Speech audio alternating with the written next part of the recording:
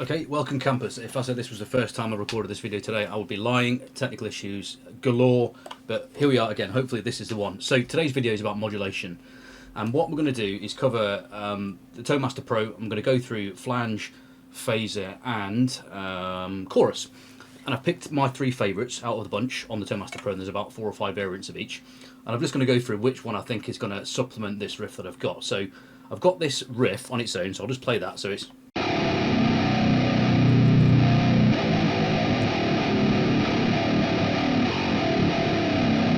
in the mix, it's like this.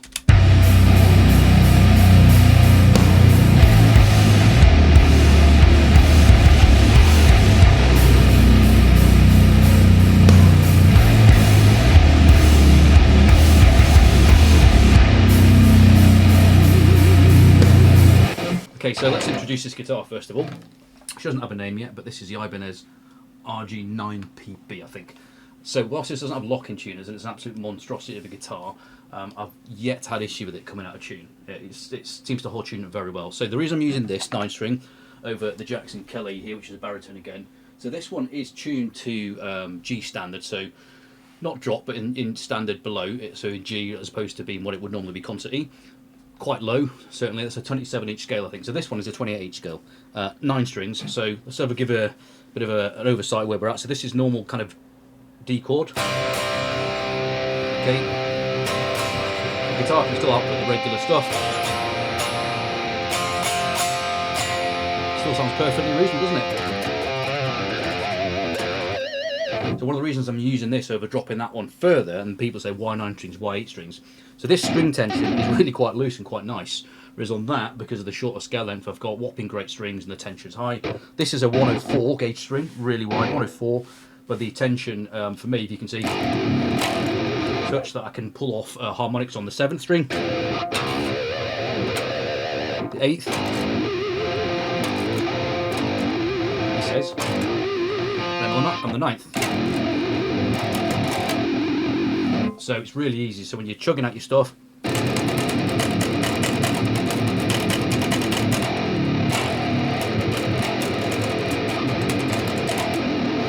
it's easier to play, essentially. It's easier to play.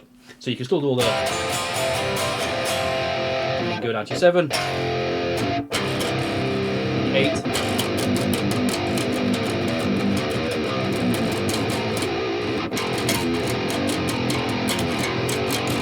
and your 9.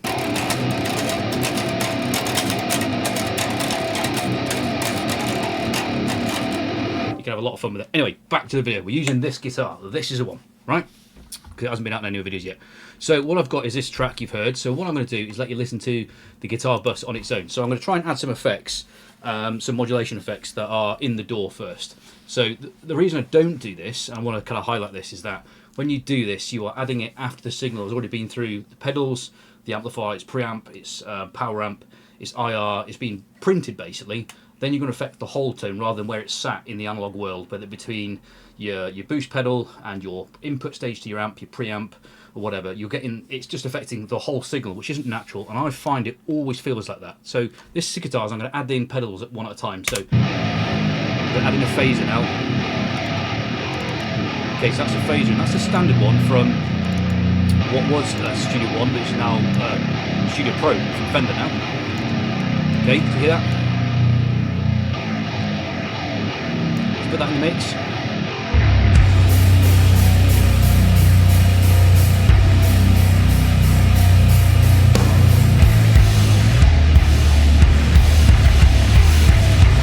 Okay, it's not too bad, but I can tell it's not a guitar tone. It feels like it's just been added in as a phaser.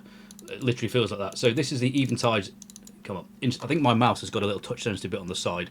That every time I click it, I'm undoing the click by holding it with my my finger. I am left-handed. I'm using this all right-handed. So I'm a left-handed guitarist playing this whopping great 9-string. That's a right-hander. So I've never had a need to go for a left-handed guitar. It's just I didn't know that it was a thing. So I'd play like everyone else. And same when I was playing drums, I was over-under. Just a thing. So too late to change now, but maybe it's the way I play, the way I do. So let's hear the Eventide Instant Flanger.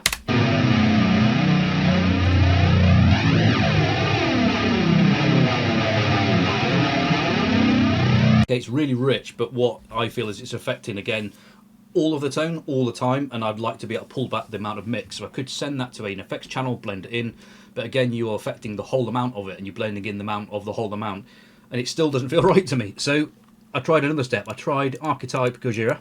So this would be a solution if I went straight through the plugin. So if I wanted to record using Neural DSP's Architype Gojira, that would be solid, wouldn't it? Because it's a guitar plugin, it's meant for it. And as you can see,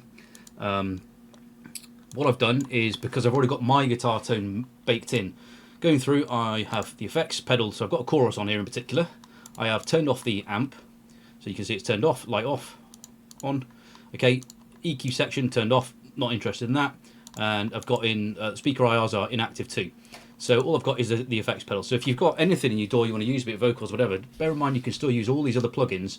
Like the Tim Henson's got some really good stuff, the multiplier, the Rabia one's got the synths, the Nameless has got the pedals there, the fuzz pedal, I can't remember the name of that one, it's an absolute beast, and the Weapon, the 33, and that. So yeah, use these plugins as and when you need to for each individual section too. Don't remember, they're not just to be used as a whole. So let's listen to that particular chorus in the mix.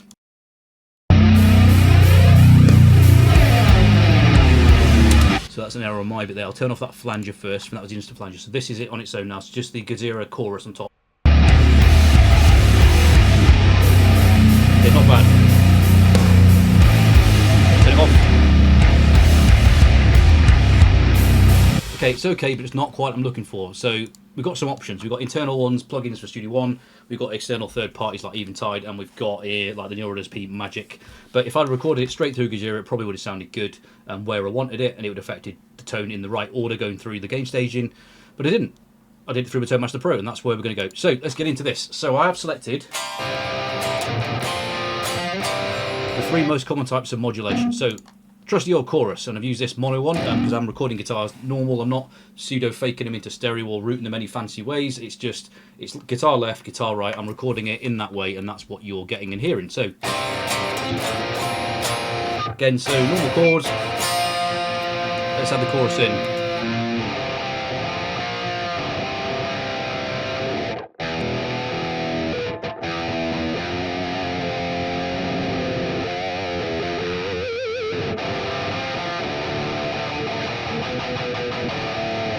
Bit of explanation. So this video, then, I'm not looking to, you know, play like that. I'm playing this. Remember that riff.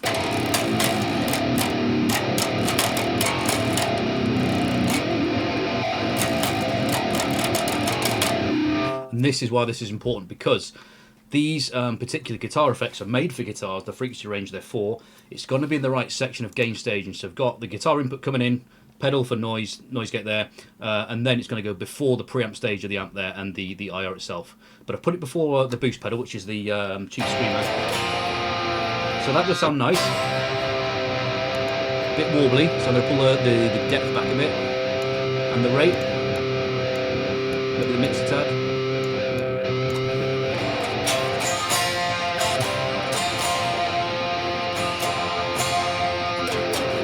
Playing regular, I don't know, regular guitar stuff.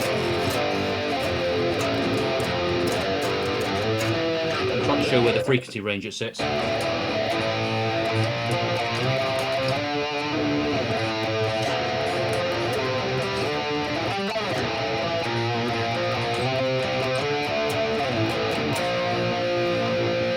Okay, but when we go down to the 7-string type stuff.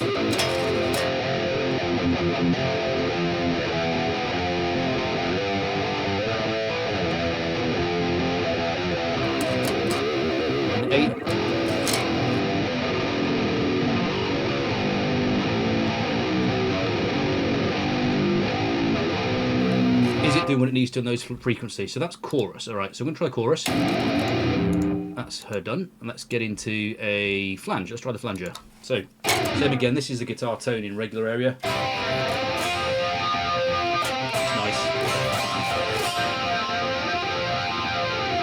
Again, back to the riff we're trying to sort out here. So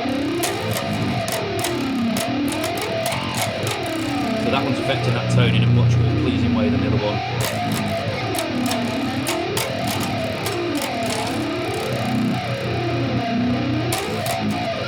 Be that.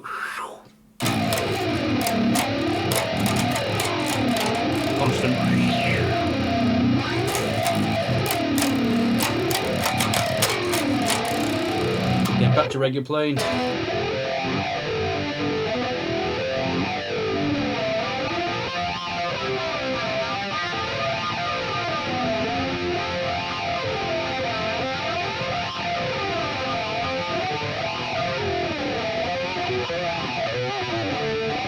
where that would sit. Okay, so this one so far is my favourite. I think from the fact that it's rotating around like that, I think that is what I'm liking more. So I don't think the chorus is going to come into it. It's going to be between flange and whatever else is next. So we've got a, let's turn the flanger off. Is that working? Yeah, flanger off. Let's put this as a phaser.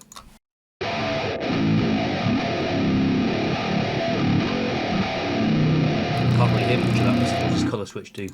There we go.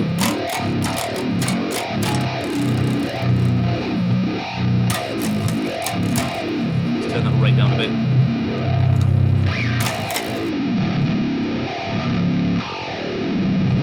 So regular playing. Is that nice and rich?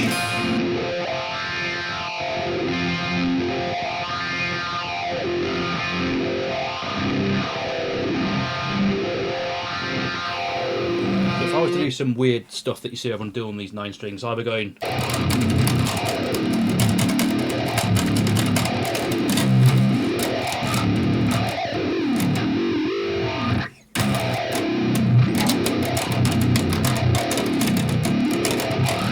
Doesn't sound like much, but what I'm trying to do is that obscure richness. So I'm gonna replace. In fact, I'm gonna save that block because I've adjusted it from what it was.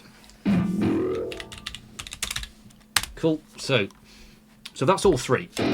So I'm gonna go back to revisit. So the chorus. Turn that one off. Chorus. There we go.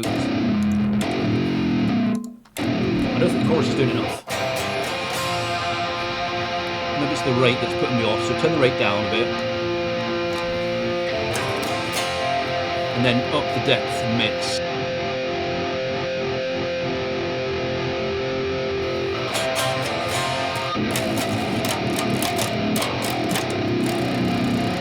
Max that. No, it's not enough. The chorus is not a funky enough effect. So it's between flanger and. Let's put both on. Let's try the phase shift and flanger. Let's put both on. So.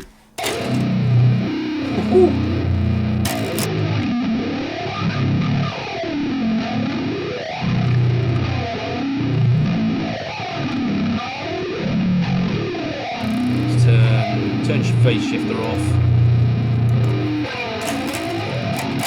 I think the phase shifter is mine. Because of the way it reacts on the low string.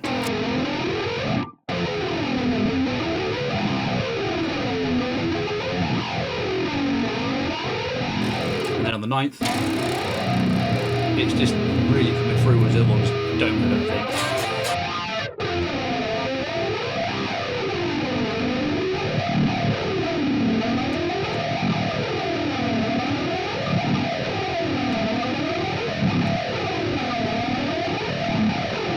Okay, enough of that chugger rush. Right, so let's try and see what that sounds like in the mix then. So let's go back, mute, guitar 1 and guitar 2. Let me quickly record this 3. So.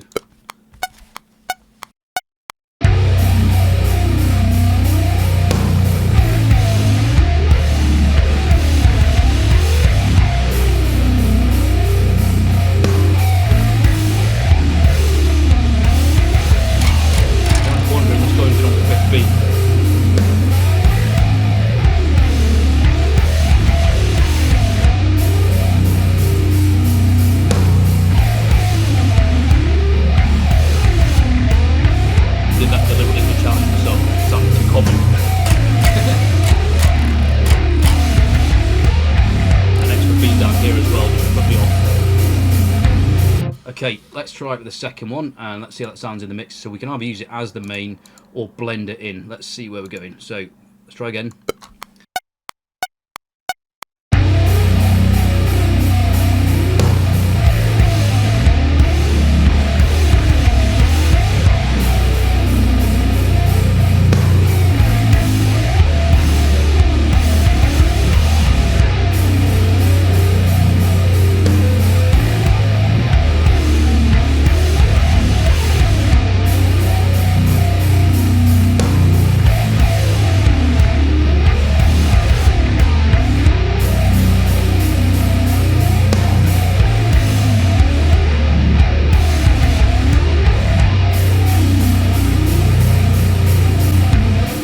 Okay, so put these away. Let's see how that sounds in the mix now. So I've muted the other two. Let's have a listen to these two new guitar tracks sound with the modulation on top. So make sure everything else is turned off. Doesn't need to be. So the phaser's off, Flange is off, the Architype Gojira's off. Cool. So let's have a listen. Pull them up a bit.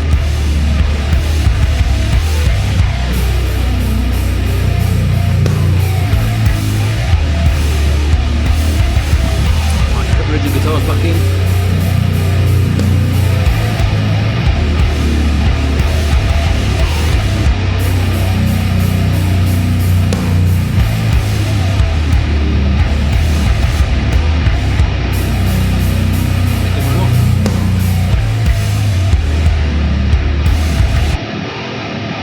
Guitar bus.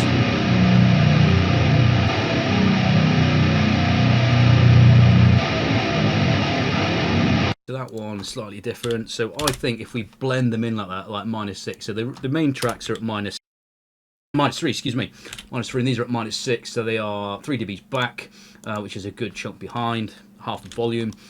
So oh, there we go. That's better. Guitar bus. For those that are keeping track, that is the Phaser Flanger, should I say.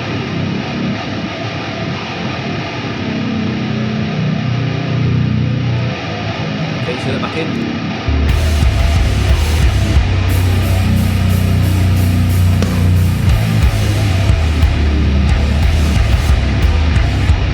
Okay, I'm pleased with that. I think that's good. And the next couple of sections, I won't show those just yet.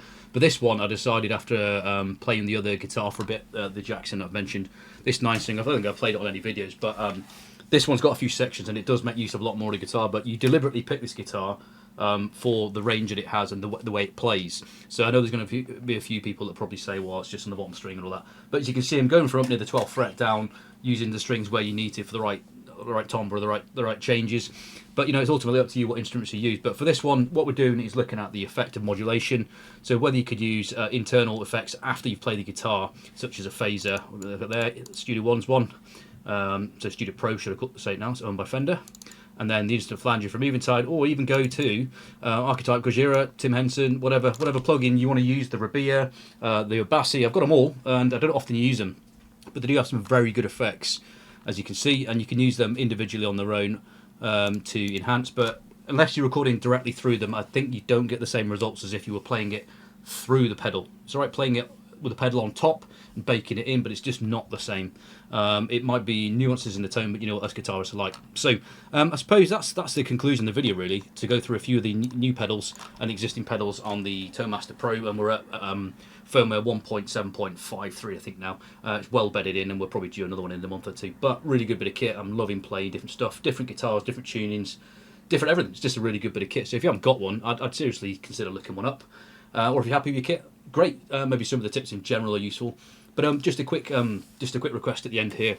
Those that are coming back to the videos, thank you for watching and for liking and commenting and all that good stuff. But if you could, if you find the content useful, or if you want to see something else, please do let me know. But if you haven't yet, please do click on the sub button. It really helps a lot. I'm trying to get above us 1,000 subs now, and start really progressing towards the EP. I want to get out and do some live playthroughs of full tracks, see if I can get my head in space to play this and do the vocals through this as well.